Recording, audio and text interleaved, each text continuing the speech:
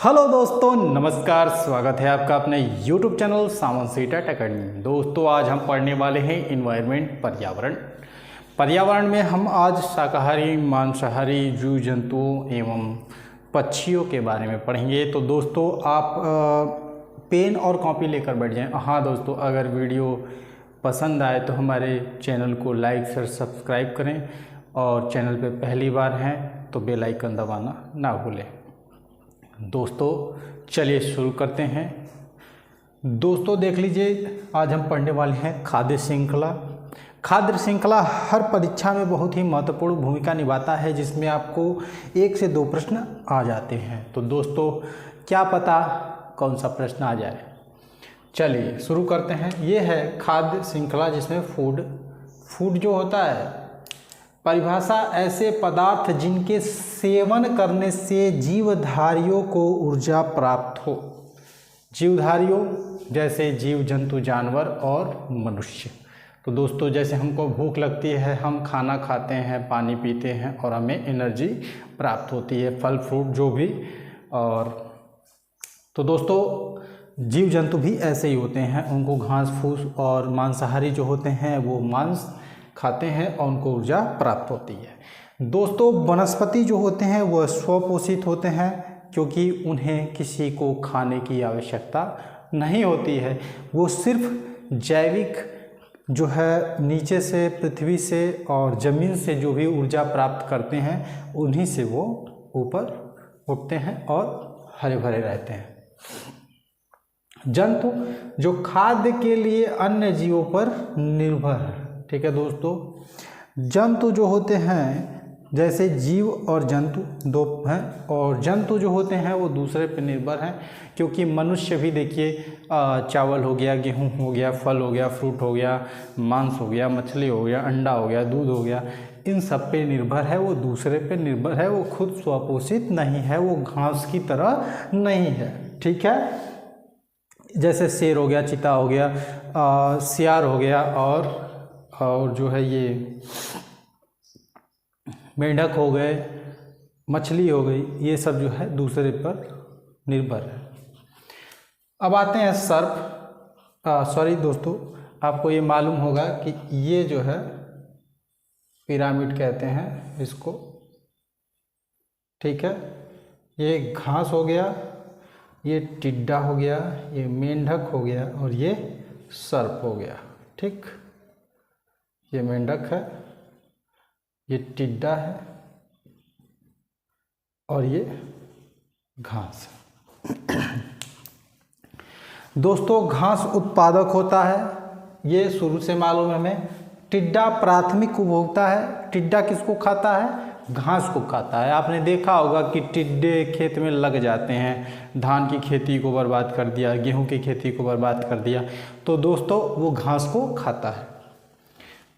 अब टिड्डे को प्राथमिक द्वितीयक जो उपभोक्ता होता है वो मेंढक होता है। टिड्डे को और जो भी जीव जो छोटे छोटे कीड़े मकोड़े होते हैं उनको मेंढक खाता है, द्वितीयक उपभोक्ता। अब सर्प है जो तृतीयक उपभोक्ता है, जो मेंढक को ही खा जाता है। दोस्तों आप ऐसे चैन बना लीजिए, घास, उसके बाद टिड्डा, टिड्डा के बाद मेंढक, मेंढक के बाद सर्प, सर्प सबसे ऊपर इस पिरामिड। ठीक दोस्तों, अब देखिए आहार श्रृंखला का सही क्रम। आहार श्रृंखला का सही क्रम कैसे है? ये घास, टिड्डा, मेंढक, सर्प। ठीक, अब इसको हम खत्म करते हैं। अब दूसरे पे आते हैं, आहार श्रृंखला, इसके बारे में जानेंगे। घास स्वपोषी, घास को बकरी खाती है, शाकाहारी उपभोक्ता, आपको मालूम होगा। उसके बाद मनुष्य घास भी खा जाता है, मतलब फल फूल, साग, गेहूं, चावल, और बकरी को भी खा जाता है, मतलब सर्वाहारी। तो घास के बाद बकरी, बकरी के बाद मनुष्य। अब हो गया सर्वाहारी उपभोक्ता मनुष्य। दोस्तों अब हम आएंगे अगले पार्ट पर। अगला पार्ट है जैविक संगठक उत्पादक। जैविक संगठक में उत्पादक है पेड़ पौधे, शैवाल और आदि।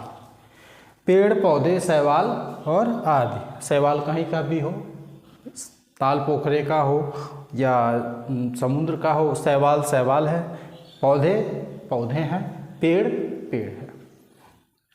वर्गीकरण उपभोक्ता के हिसाब से किया जाता है, जैसे जानवर, मनुष्य आदि। ठीक है दोस्तों, जानवर में आप समझ सकते हैं जानवर किसे कहा जाता है। जानवर जैसे शेर, चीता, लोमड़ी आदि, ये सब जानवर हैं। मनुष्य मनुष्य है। अब अपघटक में आते हैं। अपघटक कवक, जीवाणु आदि। आपने एक चीज ध्यान दिया होगा, जो उत्पादक है, पेड़ पौधे हैं, शैवाल आदि हैं, इसमें भी अपघटक लगता है। उसको सड़ाने के लिए अपघटक लगता है।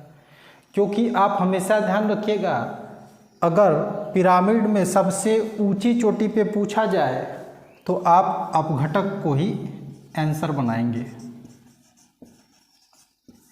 क्योंकि ये सबको खा के मिट्टी बना देता है। ठीक है, ये सबको खा के मिट्टी बना देता है।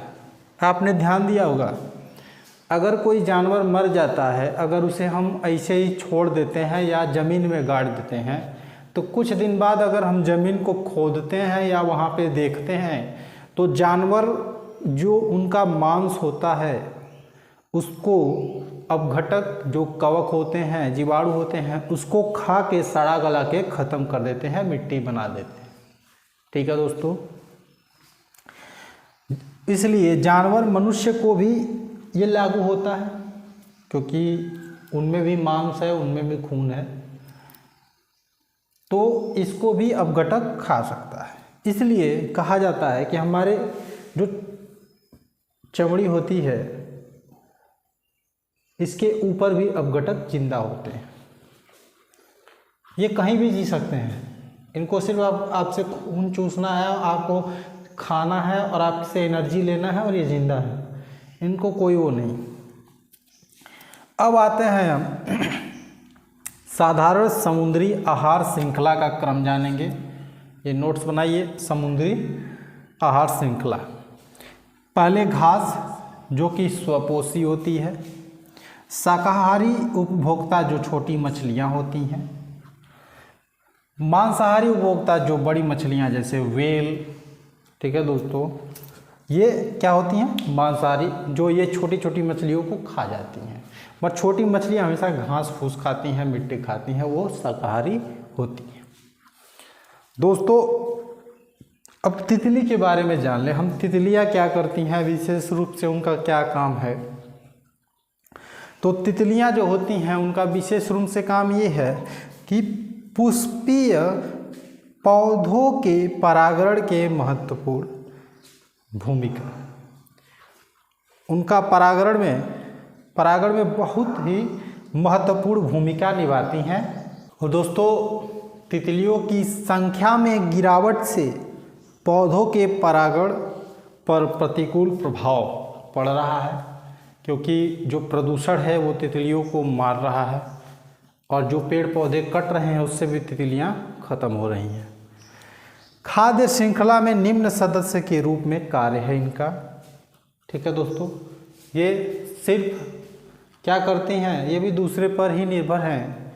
ये फूल पौधे जो ऐसे हैं उनके ऊपर ये बैठती हैं, उसका रस चूसती हैं, और उसी से ये तितलियां जिंदा रहती हैं।